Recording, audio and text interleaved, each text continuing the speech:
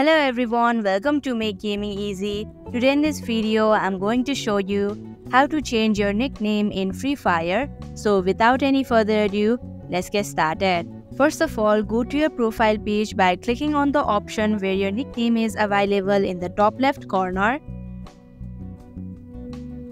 Now click on the pen and paper icon just beside your nickname in order to change it. Now remove your previous nickname and type in a new one. After you're done, click on the OK option.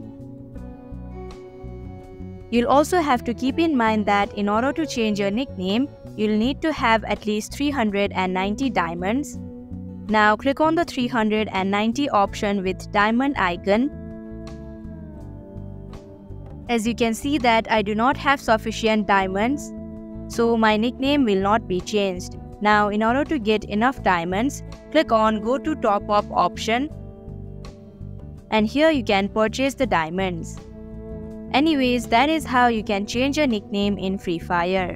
Thank you for watching Make Gaming Easy. I hope this video was helpful to you. If it was, hit the like button and comment down if you have any questions or feedback. Also, if you are new to our channel, subscribe and hit the bell icon so that you don't miss our upcoming videos.